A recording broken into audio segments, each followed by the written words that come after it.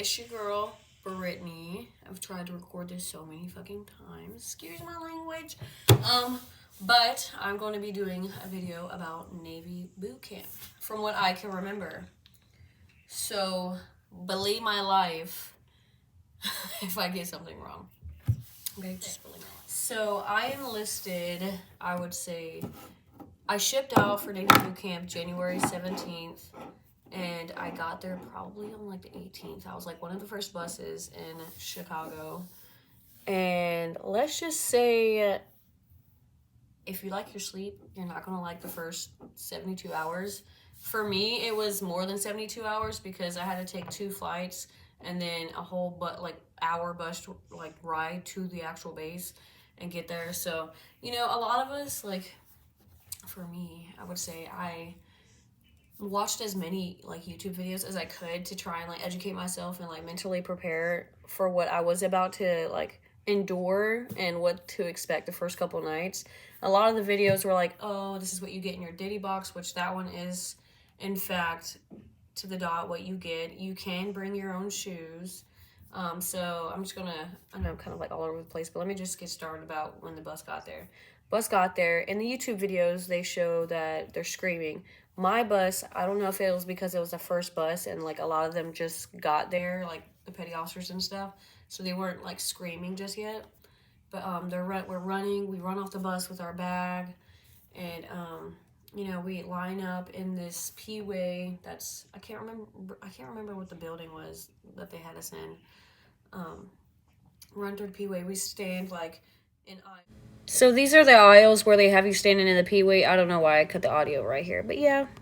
So there's a way for the chief or whoever introduces you to the building and to boot camp itself, and they're if you have hoodies, take them off, tuck your shirt in. I have a funny story about my pants.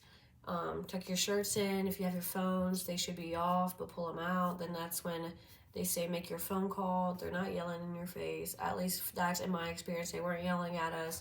They didn't give us those scripts either about what you're supposed to say. They just gave us the rough draft to say, hey, mom, dad, or whomever. He was call your recruiter if you have no one to call. Let them know you got to boot camp safely and that you'll call them in about a week or 2. My first phone call was a week and a couple days.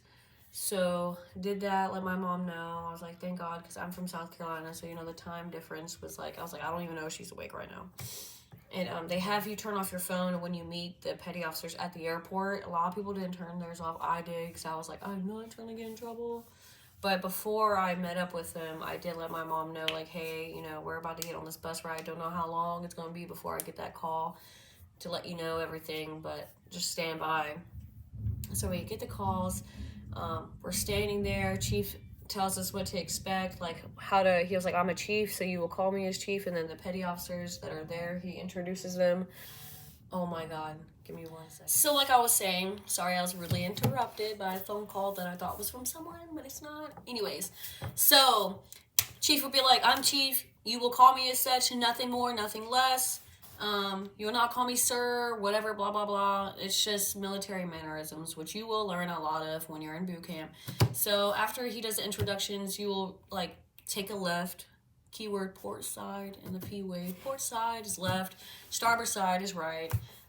Before you go to boot camp, I highly suggest you start learning the terminologies of certain things, like the bulkhead, the wall, scuttlebutt, it's not stupid. It may seem that way, but it's really not. And I will say, just a rough draft real quick, boot camp, everything you do is very tedious, but it happens for a reason. Oh my gosh, happens for a reason. So I was saying, you'll go in this room, you'll sit down, it's a classroom, seating. They'll give you a packet that you fill out, which is based on your name, your social, all this other stuff. You need to make sure you have your ID and your social security card on you at all times. They will let you know that. They'll tell you, but just in case you forget, because you're going to be tired, you're going to be jet lagged. There's people, I had friends coming from Guam, Japan, and so they had a longer traveling distance than me, so, they're all tired. Do not, and I say this when I mention this jet lag, do not fucking fall asleep. Do not fall asleep. Don't fall asleep. You will get yelled at, and then you will make everyone else, including yourself, stand up. and people will not like you. You will already start your day in processing with people not liking you. So more people will start coming. You'll see more buses dropping off. People will come, and they'll separate the females with the males. The males will go get their hair cut. They'll get issued their ditty box, and then us females will be lined up outside of this room, and they'll let us in this tiny room that has like racks of like bras, skivvies, all this other stuff for your ditty box. And so I don't know what this room's called, but it's literally after the last bus drops off, the last group of people for that, I guess, section. I don't know what they call it. And you go in this room, and I saw a video that was like, if you tell the petty officer you don't want to get undressed and get naked in front of the other people, they'll let you. That is bullshit. That is bullshit. Because I was under the impression, I didn't ask, but I was waiting for someone to ask. And let me just say, it will stink in the room. Because people haven't showered. Like I said, they're coming from places across the damn country, across the states, whatever the not. And you're going to be smelling sweaty. It's just going to be nasty. Spray some perfume, please, before you do all that. Other people will appreciate it if you spray everywhere with some perfume or deodorize as much as you can. So they'll give you a ditty box, and before you get in detail with this like ditty box, you'll go in this room and you'll have these ladies look at you and be like, yeah, medium, large, 16, and it's for your brown shirts, your white shirts, your Smurfs. Oh my God, you will hate those Smurfs. Your Go Fasters, your swimsuit. Like, you get a lot of those things there that day, so like your bags are gonna be heavy. So I recommend don't bring too much stuff, like personal things, because if it doesn't fit in that one box, they'll give you another box, but you'll have to pay for that other box. And I think it was like $6 to $10, I can't remember. And you'll put your stuff in there, blah blah blah, and then they'll be like, all right, undress. Like, or she said something like, get into your skivvies, which is like your your bras and your underwears, and you'll take everything else off your civilian clothes, put it in that box that you were issued to put your personal belongings in. They will not send it home unless you tell them you want to do that, but they will keep it. So you're standing there naked, and then they'll give you Navy issued skivvies. Oh my gosh, they reach your belly button. No matter what size you get, they reach your belly button. They're white. It's disgusting. I think they do it for a reason. Like I said, everything happens for a reason. They don't want other females to have like cute skivvies or whatever, because you come across a lot of different characters. I don't really know. I don't know the justification for that one. Okay, everything else I can tell you why they do it, but that I don't know. So then you get naked. Okay, you're putting on this sports bra, Champion sports bra that they issue you, and then the granny panties, the granny skivvies, and you'll put it on, and then you get like I said, this set of Smurfs. They'll have you dress into the Smurfs. For me, we dressed into the Smurfs, which is like a tracksuit. There's no pockets in it. Okay, it's ridiculous. You get into the pockets or whatever, put it on, and then you go back in the classroom. Then they'll pull you out of that classroom and then go do weigh-ins, which my concern was is I was a little bit, I was like 4 or 5 pounds overweight for my height. Like, I'm 5'4", my max weight is 155. I think I was like 160, maybe, I don't know. But if you're overweight, they'll measure your waist anyways, and as long as you're in those requirements, then you're fine. If not, then you'll have to spend an extra 2 weeks in what they call like fat camp. I don't know, it's kind of a mean way to call it. Is what I heard. I never saw anyone that actually had to go through that, but that is a thing, especially during your PFA and all that other crap.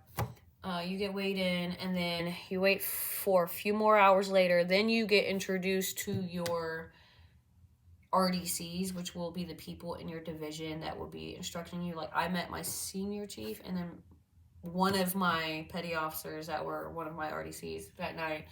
And then, I can't remember, it's a little blurry. We all get in like formation and we all walk over to our ship, which was the Pearl Harbor, which is where you will be when you first go into boot camp anyways. And then we got issued to our divisions. They said, because when you have your tracksuit on, they'll have you write down 3 numbers, and whatever those 3 numbers are what your division is.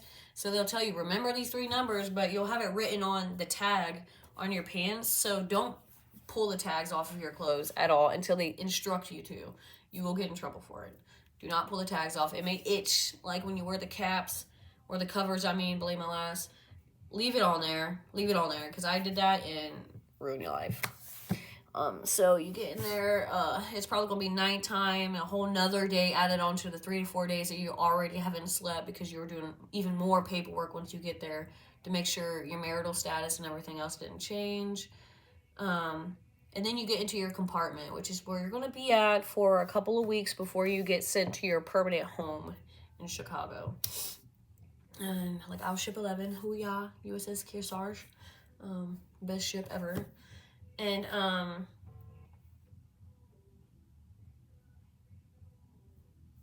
y'all hear that? I'm so sorry for the background noise. Oh my gosh.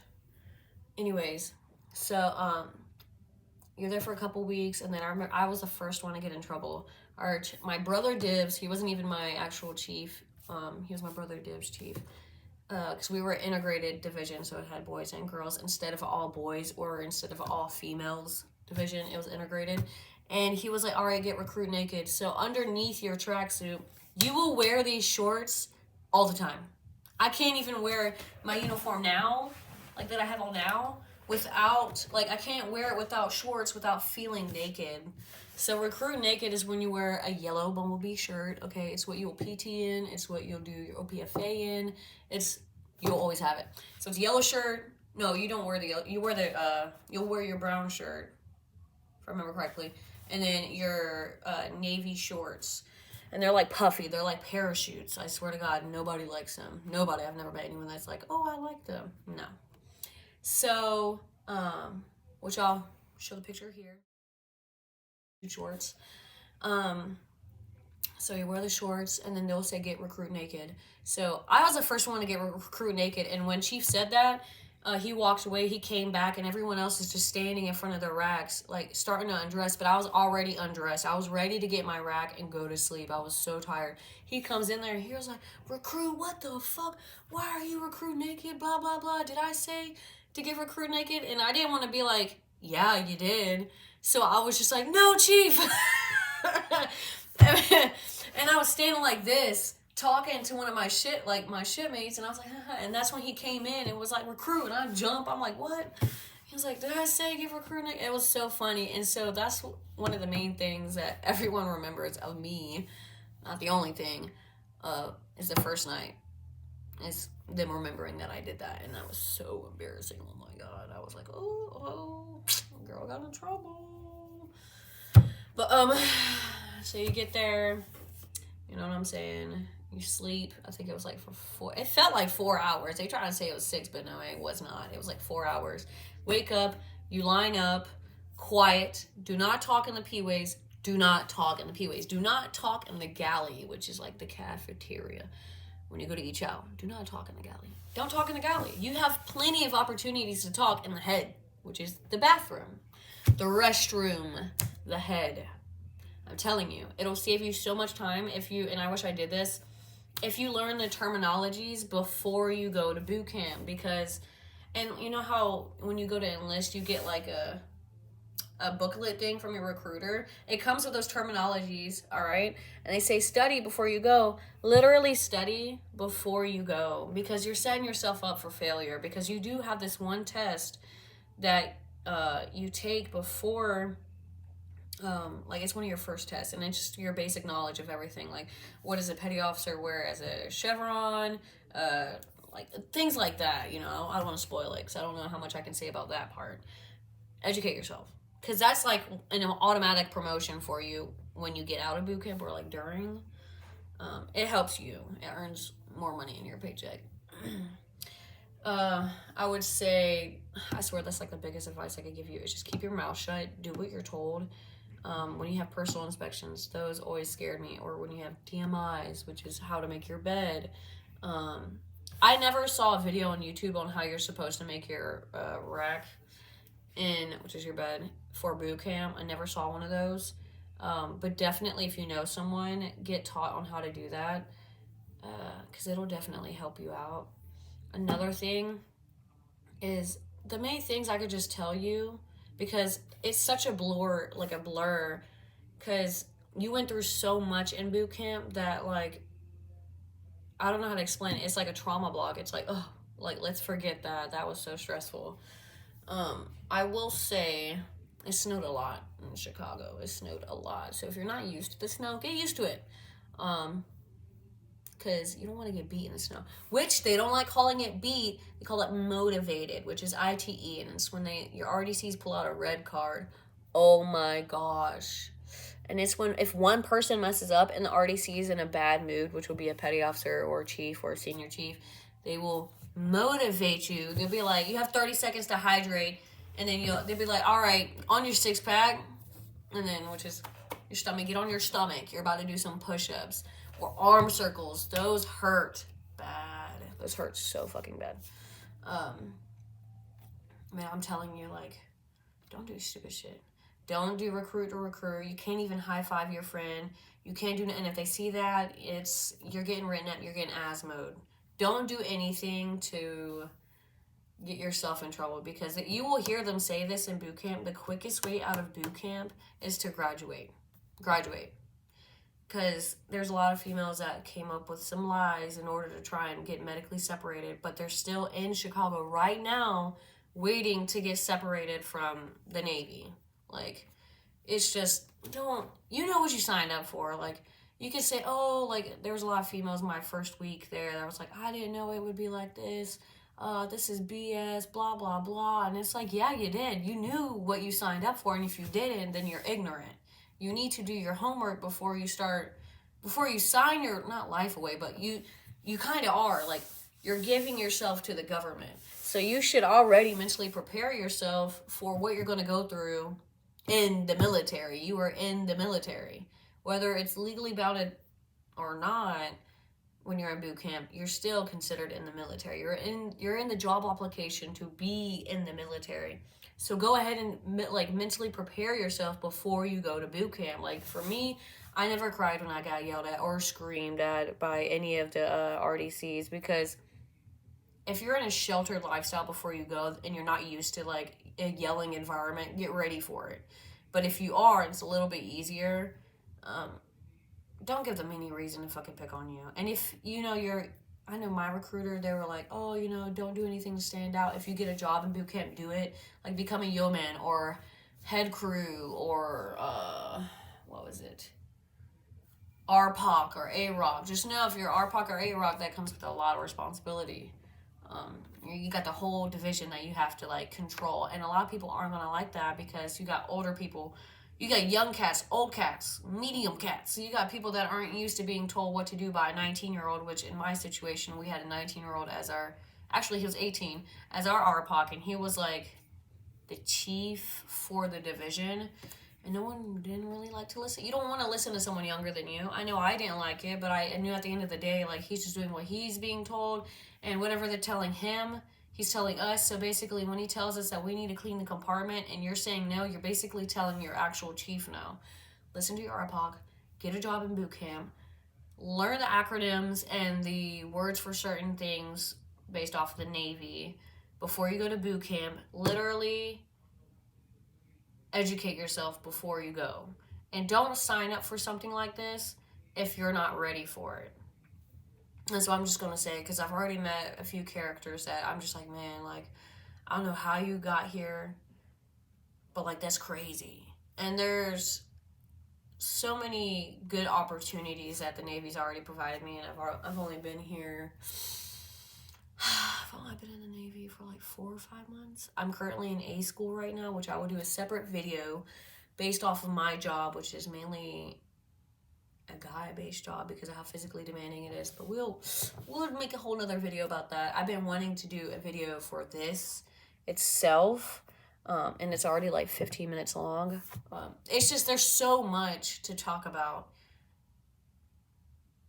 and to try and talk about it in a way that's not confusing and that's not like jumbling up all together, you know what I'm saying?